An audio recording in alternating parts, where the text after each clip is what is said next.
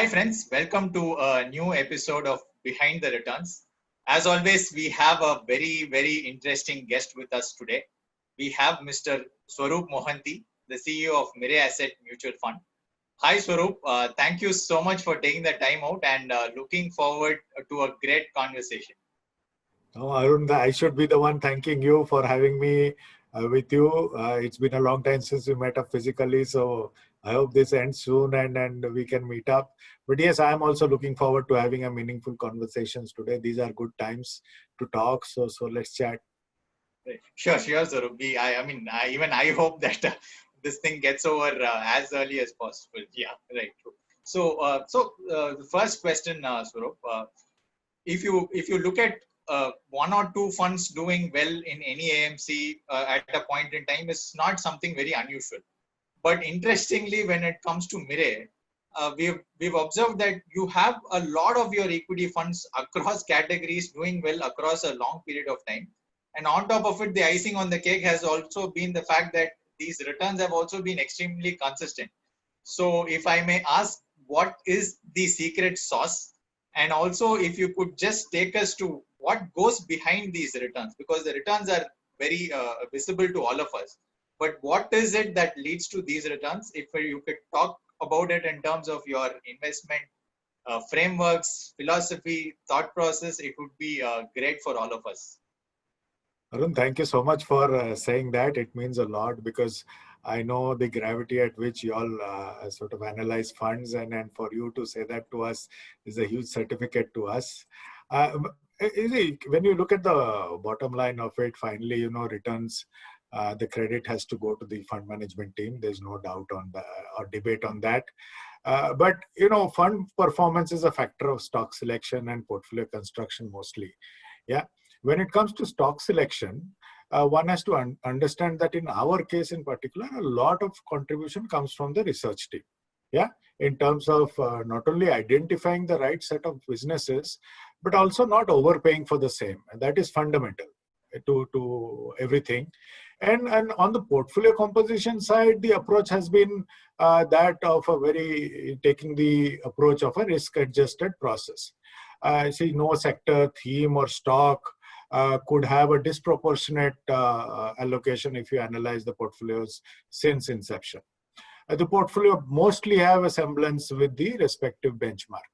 We do not deviate much from that as a rule, right? And we remain diversified across sectors always. And that has been the hallmark of the process of the fund management team. And that is what we fundamentally believe in. Because we could, at times go overweight or underweight on certain stocks, but never at a sector level. The sector level deviations are not much. We feel this leads to a broad overall consistency over longer period of time. And also it helps in mitigating errors that could possibly occur with large or higher allocations. Now, saying all this is theoretically, very easy, but I'm happy to say that the team has maintained this discipline for over 12 years now. And I feel that has been a huge factor in the consistency that you're talking about. Sure. So, Swaroop, also when it comes to building processes across different funds, there's a balance between subjectivity of the fund manager, because obviously the fund manager brings the experience, the nuances involved with evaluating a particular scenario. And on top of it, there is also the other end where there needs to be some rigid processes so that the risks are under control. So to what extent would you attribute your fund manager's individual brilliance to each and every fund? And so how do you balance this individual brilliance vis-a-vis the framework or the process which goes behind each and every one of these funds? Arun, at the outset, the responsibility of the overall fund lies with the front-end fund manager, right? But a lot of weight is given to the research process. The view of the research analyst is very important. There are definitely laid down internal processes as to how the respective fund manager can deviate from the analyst view. It's a laid down process. So though the responsibility or the final portfolio construction lies with the respective fund manager, there are clear parameters and guidelines laid down for possible deviations. Finally, it boils down to always fundamental analysis, isn't it? So if there is a concurrence between the analyst and the fund manager, well and good. But if there is a difference in view, which is also possible at times, then the parameters come into play mostly. And of course, there is the overall CIO who also comes into the play if the differences are fairly wide. There is a clearly laid down investable universe by the team, and the stocks are mostly from that universe, not mostly, always from that universe. So the debates that happen for these possible differences are while that universe is formed, and after that the process sort of takes over and falls into place. Great. In the last few years, we have noticed that a lot of fund managers have shifted across AMCs, and a few have gone on to start their own firms. So, and Mirae also had an instance where your CIO moved maybe a few years back, but obviously the transition was smooth in your case. So generally, in a scenario like this, as a CEO, how do you approach a fund manager moving out of a fund? And for investors, how should somebody evaluate the fund manager moving out of a fund? How important is that factor? Yeah, okay. Good question, I must say, because I think it's not just about fund management, but for an organization. And when you talk about all departments, one plan towards building a team and does not ever plan for an exit. I don't think there is any sure shot plan of planning for an exit, but one definitely plans to build an environment where a team is sort of formed. And one of the most important components of any team is the team leader. And I feel we have been extremely lucky in having Mr. Nilesh Surana as the CIO. And he's been there since inception, and that itself says a lot, right? One understands the factor that, being in a good team and the whole objective is to create a transparent and learning sort of atmosphere where people enjoy coming to office. And that's true about all sort of departments. That would be true about you, would be true about me. And that is key. So the importance or the freedom that one gets from, say, an analyst to a fund manager is most important. One thing we learned over the period of time is give that sort of flavor to everybody. And if you see our team, we've seen enough growth of fund managers from analysts, and that sort of rubs out on everybody. The other part which is most important, and that's clear when it comes to fund management, is the transparency one gets into the system within the team. And that is clear. I mean, I talked about creating an investment universe, and creating that investment universe, everybody participates in it, right? So creating that overall portfolio where everybody participates, I think leads to a certain binding, and then it's how lively you make it from a team perspective, that the team carries on. But we've been lucky that the broad team is since inception, and they continue to do good work. And it's also sometimes it is sort of what can I say, thought that money drives everything. Money does not drive everything. It carries an importance, but to acknowledge some performance within the team and giving the right credit to ideation is also a huge factor in fund management team, which we've sort of instituted. Yeah, as you rightly pointed out, we've had one CIO transition in our 12 years in India, and that was a learning in itself. The learning was one has to maintain absolute transparency. The decision was taken at 2:30 in the afternoon, and let me tell you, the press knew about it at 4 o'clock. All our top distributors knew all our partners knew within that evening that it was happening. Now it's up to the other person to take a call on that. But from our part, what needs to be done is absolute transparency in that process. And everybody is right to ask a question. And as the CEO of the organization, it becomes my responsibility and accountability to go and answer to that. So that's been a learning experience, which we will definitely continue, and I hope I never do it again. But that sort of comes with the job. See, the other factor is also, when you start looking at each resource with the fund management team, at a fundamental level, we launch a fund when the fund managers are comfortable. No fund is sort of imposed on them that this is a great fund, there is a lot of money there, hence we should manage. And that I feel is also a big factor which comes about their comfort or their strength when it comes about being true to their job. And that's something we have instituted over a period of life. And from a risk mitigation perspective, each fund is managed by 2 fund managers, and we also restrict the a fund manager to 2 funds from a management perspective, from a capacity of management perspective. Sometimes the sizes are becoming large, so we don't typically overwork them beyond 2 funds. Right, right. Also, the other area where there's a lot of discrepancy is how to evaluate returns. Some people look at 1 month is short term for some people look at it 3 years, 1 year. And the other part is the magnitude, right? Some people say outperformance is fine. Some people say negative performance is not fine. So our side being different, but how do you, what would, for Mirai, what would be a good performance and what would be a bad performance? How do you define both of these?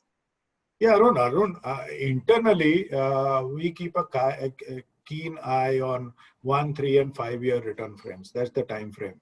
And luckily for us, the industry has also fallen to a 3-year, 5-year sort of regime too, which speaks of the increase in the maturity of assessment of funds. See, practically speaking, it's all linked to quartile rankings. That's the truth of our business, whether one likes it or not. One cannot deny the importance of peer group ranking in this business. It's about that Excel file which goes out every day morning, and one has to keep an eye on it. That's this business, right? And as far as the index is concerned, it also becomes a function of the industry. In times, the industry sort of underperforms. If you are underperforming less than that, you are on the right side. And if you're going below that, you have to take cognizance of that and take corrective action. And then if you are outperforming the index and yet underperforming peer, that itself does not work out. Right. So finally, it's about that quartile ranking. So we keep a very strong eye on that. I think Q2 is the minimum we'd like to go through, but if there is a Q3 performance over a period of time, that gets recognized and corrective action is then taken. Because on a long run, the benchmarks take over, and in the long run, if you're not beating benchmark, then the bigger debate of active versus passive also comes in. Right. So when you put things in perspective, and if I were to sum up, yes, it's the peer ranking. We'd like to be Q1, Q2 over a period of time, 1, 3, 5 years. And over the long run, beating of benchmark is sort of given. Right. So all funds historically, even the best of the best funds go through certain periods of underperformance because of the style not being in favor, or maybe few sector calls going wrong, or whatever be the reason. But that's been the trend across the global as well as the domestic scene. So at a future point in time, if let's say 1 or 2 of Mirai's funds go through these underperformance, how does an investor differentiate between, let's say, a genuine underperformance because of the style going out of favor vis-a-vis something genuinely going wrong in terms of something is actually wrong with the fund? So how can somebody differentiate? It's underperformance at the end of the day, but how does one differentiate between what is normal underperformance vis-a-vis an underperformance due to something really going wrong? See, I think this is not just about Mirai, but broad equity investing. One has to give that basic investment horizon when it comes to assessing fund performance. I mean, if you're looking at underperformance of a month or 2, it never works when it comes to equity, because the underlying strategy of the fund has to play out, and hence all of us go out and recommend a basic horizon for equity investing. See, if over that period of time there is underperformance consistently, and one is free to, and different people put that consistent period to be of what level, that I leave on people. But beyond that horizon, if there is a consistent underperformance, then one should take immediate cognizance of it and check for possible reasons. If the reasons are process deviations, then one should take them very seriously. Right. Because that is a controllable. Right. If it is due to the change in market conditions, and there is a fund commentary explaining the position of the fund, then one should also take note of that and possibly wait it out.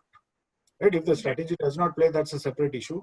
But if, say, like last 2 years, it's been practically, very, very sort of skewed to a few stocks, and we are diversified in nature, to expect overperformance itself is fundamentally flawed.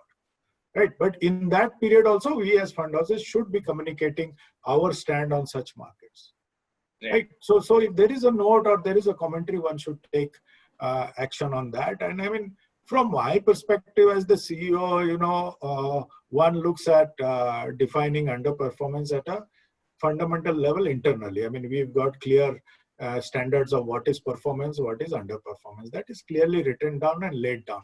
Suppose for us, say the Q3 over a certain period, our sustained period is not acceptable, right? I mean, typically this has not happened to us for a long time. It's not that it has not happened, sorry, but it has happened to us that, we've gone from Q1 to Q3. There has been an instance when we've gone to Q1 to Q4 also. The first thing that I would notice, or I would like to know, if there is acknowledgement of that underperformance internally or not. That is key. I mean, you have to address the fact that, yes, this is a period of underperformance. Once you acknowledge it, you can sort of come back and take corrective action. I remember in one instance, when we had gone suddenly down in our performance, we had actually asked the entire sales team to start all meetings with the fact that you are underperforming. You have to go out and acknowledge that and be very transparent about it. As you rightly mentioned, these are cyclical periods, and sometimes there is no place to hide. This is mathematics. It is out in front of you. So what is there to hide? That I think half the problem solved if you have acknowledged where you stand. The second thing that at any point of time is when this happens is again that same question: are we deviating from our core philosophy or the process? I can assure you that has never happened to us. We follow process as law and never deviate from that. But if that happened, that would be a concern to me, honestly. Right. And I'm very lucky to say, or happy to say, that that has never happened with us. But once that happens, since I explained the basic philosophy of forming a common investable sort of pool, what happens is the entire team takes over. I've seen instances where they come at 7:15 continuously, do their huddle meetings, check each stock's bottoms up, and go back and we've concluded that yes, we are right, but we are underperforming because of the markets. And that is acceptable to me. But deviating from processes is not acceptable to me. And that should be applicable to investors also. Right. Swaroop, as an AMC, you've also not launched a small cap or a balanced advantage fund, which was a reasonably popular category. One is popular right now and one was popular some time back. And I also know from Twitter that you have some views about this. So if you could, what's the plan? Is it going to come in the future, or you have a particular view for these two categories? For these two categories? Yeah. No, they will not come from our side. See, Arun, just to take you one step back and see, we believe in launching a fund where we have conviction and we are capable of managing the fund. That is fundamental to launching any fund. As you rightly said, the fund category might be popular, but if we don't have conviction, there is no point in us coming into it and making a mess of it. So primarily, that is the fundamental rule when it comes to us launching a fund. And if you track us since inception, we've not been big fans of launching too many funds. We were, in fact, one fund per category even before the categorization rules came in, right? So since inception, we've been, if you track us and you've tracked us enough for me to sort of tell you this, that we've been more a large and mid-cap sort of fund house. Right. We don't, if you track our portfolio over 12 years, you would check that you wouldn't find many small caps in them at all. So first of all, I question the expectation of people from the outside of us coming with a small cap fund. We've not shown any great affinity for that, nothing for or against that category as such. See, we are a fully invested fund as a process, and we find huge virtues in the concept of remaining fully invested. Right? I can give you instances on that, or you can yourself go and explore the advantages of remaining fully invested, especially since the downturn and today the reverse of the market. So we believe that asset allocation happens at the advisors and the investors end. And when money is given to us to buy an asset class, we just go and buy it. We don't take cash calls over and above that. That is double allocation. We believe that going forward, it is the advisors who have to act as dynamic asset allocators and not funds. See, let's face it, for a fund to be an asset allocator for an individual investor, please understand this is a pool product. For a fund to be an asset allocator for a particular investor or a single individual investor, all the money of the investor has to be in that fund. Right. And the asset allocation of that particular fund will become the investor's asset allocation, not the other way around. Right. Because the fund manager will play to the investment strategy of that particular fund and not to an individual investor. This is a pool product. Right. So nothing for or against any category. These are our beliefs. And we just cater to them. And see, long-term wealth creation is about knowing what not to do rather than knowing what to do. But we'd like to stick to our strengths and then just build our journey on that. Right. Also, a few of your funds have started to grow reasonably big, and you also have certain restrictions on the inflows. So how do you approach this growing size on one end and the fact that at some point in time, size might become a barrier to a good return? So how do you balance this size vis-a-vis the return potential? See, Arun, honestly, that has been one of the biggest learning processes for me at Mirae Asset. But fundamentally, if you see our product basket, they are mostly diversified funds, all of them. That's core. So hence we feel almost all of them at this moment have a fairly scalable perspective from a present market condition. We've always highlighted one simple fact, that the pace of growth is a bigger issue than the size of the fund. When the fund you are mentioning, say the emerging blue chip fund, which invariably comes up into discussion. When we closed the fund in October 2016, the bigger issue was it was adding 10% net AUM on a monthly basis. Right? The size was not the issue. The fact that the underlying was not very liquid, and on that you are piling that kind of money will pose enough problems for fund management was something which we highlighted at that point of time. People felt it was a size issue. But if you read our document, it said that this is the major issue. And that's something which has taught us so much. You see, we closed the fund then and the size was 2,000. Today the size is almost 10,000. So where is the size debate? But the fact that we've been able to graduate this size in a slightly mitigated manner and providing enough money for the fund manager to have that flexibility to absorb that money in the stocks he likes is key. I mean, at the end of the day, don't give the fund manager money for him to be forced to invest beyond the number of stocks he likes. That is where the balloon starts or starts getting creative. Yeah. Thankfully, due to these market slowdown and the COVID, some of the cases where some amount of balloon was being created, like the mid cap or say the focus, have completely been taken care of. So we are breathing easy. But to answer your question in one simple line is that if you keep the interest of your existing investor in mind, only that much in mind, then the answer is very easy. Whether to keep it open, keep it shut, or keep it restricted. The answer is we shut the fund in 2 days' time.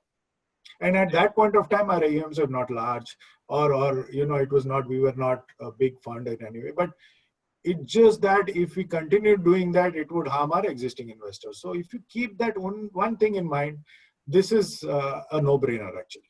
Right. You also offer both passive and active strategies. So how do you balance out your views between both? Because both are inherently contradictory. Because active says I will beat passive, and so so how do you position yourself? I do see a big shift to complete financial planning in India very quickly. It's just round the corner, right? Investors will start investing in a goal-based manner rather than return chasing as it was happening. And it will soon fall into place. I do believe that COVID is that trigger which was required for financial planning to take off. And in that entire shift, we feel our job is restricted only to building products and creating strong track record for those products. Okay, it'll be up to the investors or the advisors to choose which product sort of fits into their basket or does not fit at all. We don't play any role in that once financial planning goes over. So our job, if you ask me, from this moment on, and becomes creating products and become very agnostic to what those products are. Right. At the end of the day, there is a place for active investing. There is a place for passive investing. Who am I to judge that? Right. It's up to the investor through the advisor to judge that according to the financial plan. Right. And going forward, some changes are bound to happen, especially say for a first-time investors. At this moment when the alphas are there, we say the first-time investor should come to say a large cap or a multi-cap fund. That I feel will shift to buying the ETF, because there is no debate of whether you are going to outperform or underperform.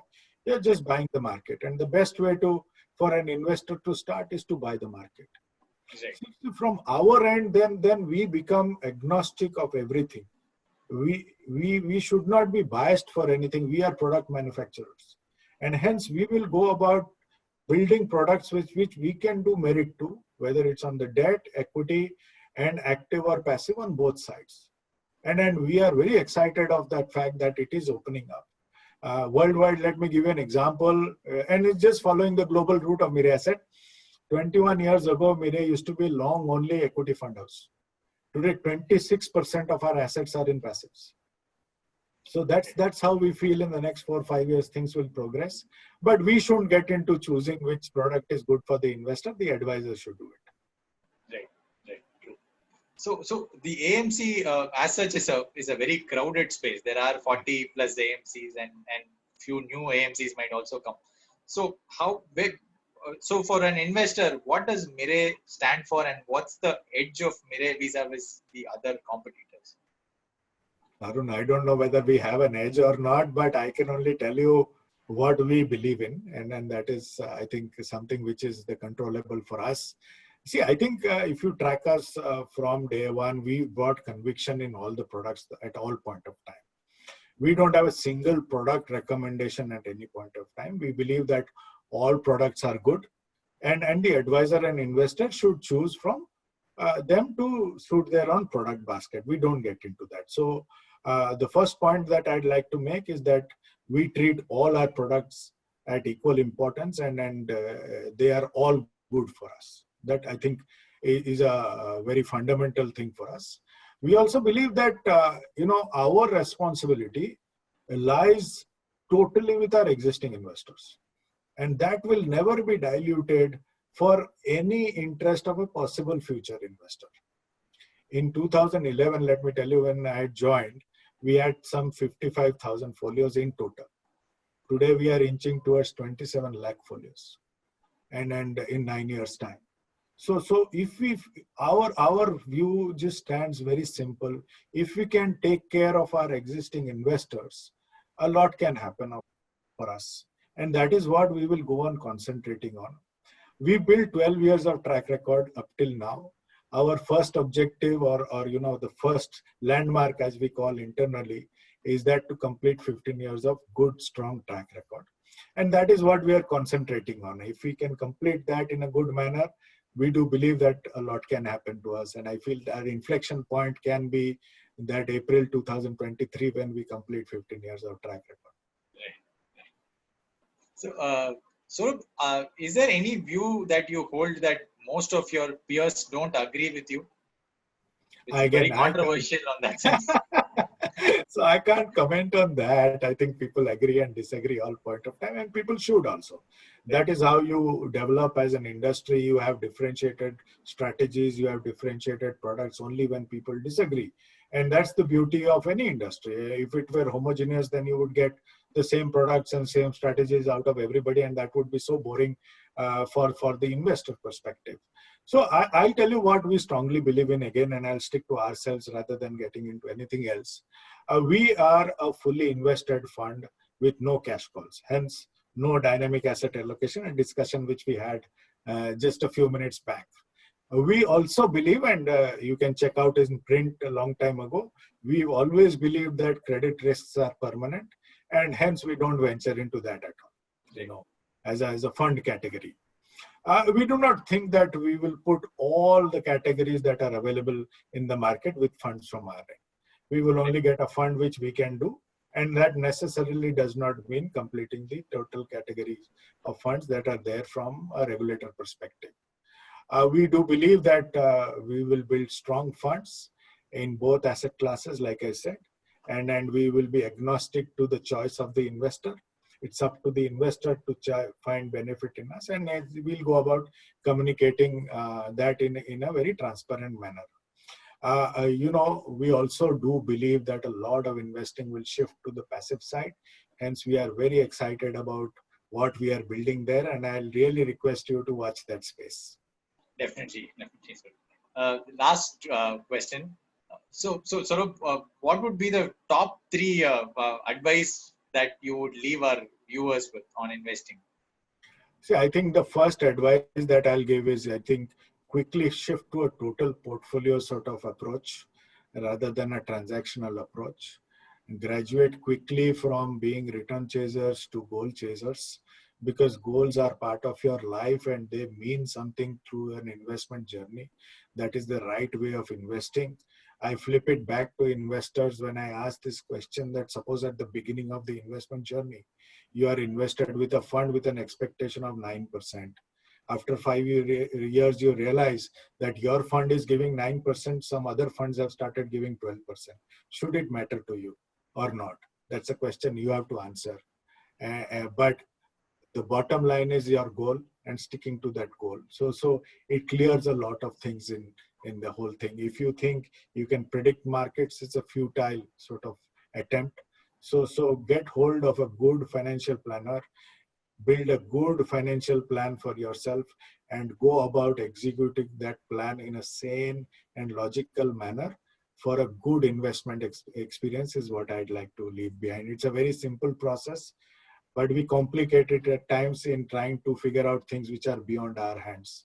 And that leads to deviation from the plan. So don't do that. Keep it simple, keep it strong, but build a good plan for yourself which encompasses all your assets and liabilities together. Thank you so much, Swaroop, for all the insights. I really enjoyed the whole conversation and appreciate your time. No, my pleasure, Arun. Thank you so much for having me, and wish you all the best, and hope to see you soon. Sure. Thanks, Swaroop. Bye. Bye.